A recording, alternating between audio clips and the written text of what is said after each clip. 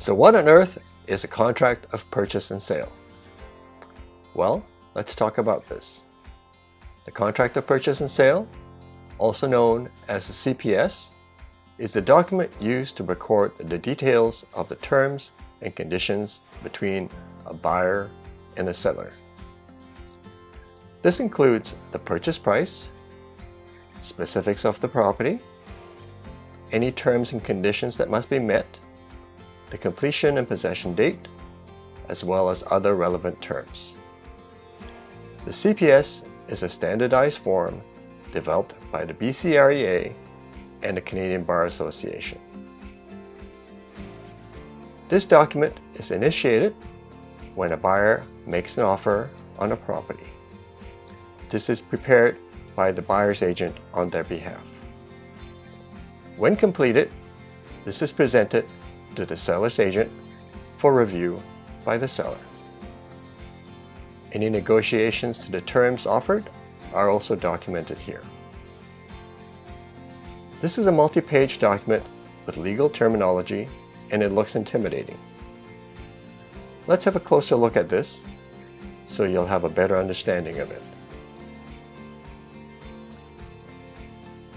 The first couple of pages are informational and provide a big picture look at the contract. The top of the first page of the contract itself identifies when the contract was prepared and also who the realtor was that helped prepare this.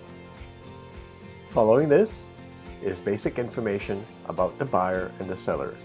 This includes their name and addresses. The property in question is then identified by its specific address as well as legal description. Next up, we have the purchase price offered by the buyer.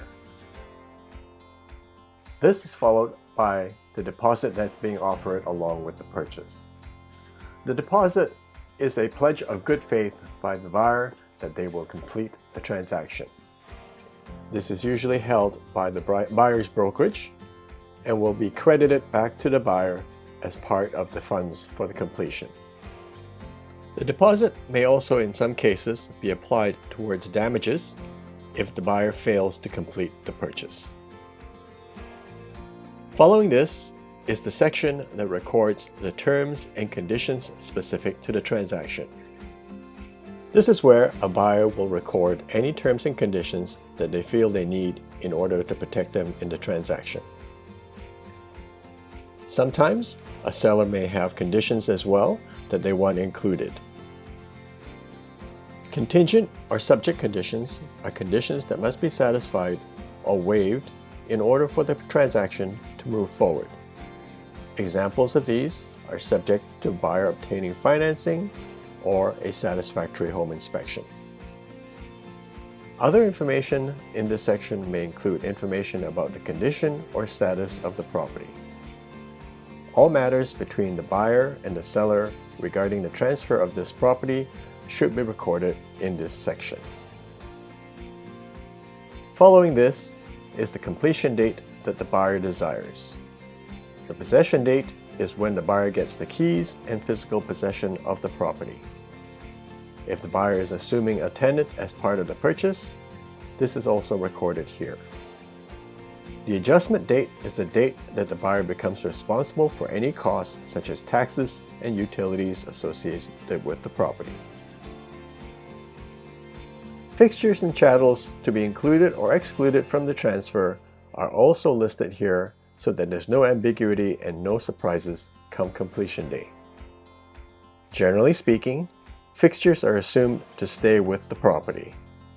Fixtures are items that are fixed to the property and may include heating systems, fixed carpeting, and mirrors. Chattels are items that can be easily removed and may include things like appliances, TVs, and curtains. Sometimes the seller will leave these for the new owner, but these should be noted here for clarity. Any specific exclusions must also be noted on the contract of purchase and sale in order to prevent any misunderstanding. The date that the property was viewed is also recorded. This provides a reference date for when the buyer saw the property. The seller agrees that the property will be transferred to the new owner in substantially the same condition as when it was viewed. Title. The contract requires that the seller transfers the title of the property to the buyer, free of all encumbrances other than those that were noted on the agreement. The way that funds are to be transferred between the buyer and the seller is specified next. The clause following that requires that all documents required to register the transfer of the title be filed by 4 p.m. on the completion day at the Land Titles Office. The contract also requires the seller to disclose details about their residency status to the buyer's legal representative as part of the transfer. There may be some tax consequences if the seller is a non-resident. The next few clauses highlights and defines several key terms in the transfer of the property. This includes how GST is to be dealt with, and also provides a mechanism for releasing funds from the buyer's bank while the title is being cleared. Other terms include the transfer of risk and the representations and warranties included. The assignment of remuneration clause allows for the realtors who are representing the buyers and the sellers to be paid out according to the MLS listing contract. The standard terms of the contract also restrict the contract from being assigned without the written consent of the seller and provides for any profits from the assignment to come back to the seller. The agency relationship between the buyer and the seller and their realtors and brokerages are recorded next.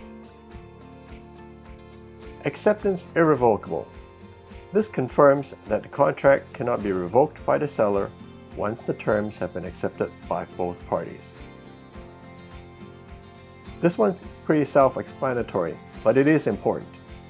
The contract of purchase and sale is a legal document, and you should make sure that you understand the contents before you sign it. That's why I like to give my clients a chance to become familiar with this document and to ask any questions before we have to complete or review one.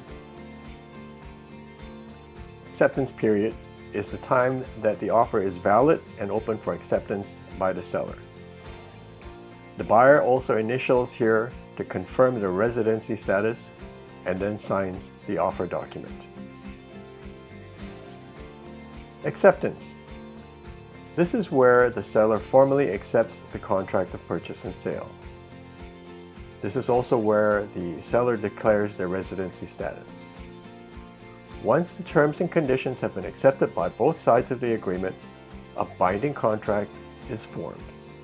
This places legal obligations on both parties of the contract. This is in essence what the contract of purchase and sale is about. Please feel free to reach out to me if you have any questions about this document.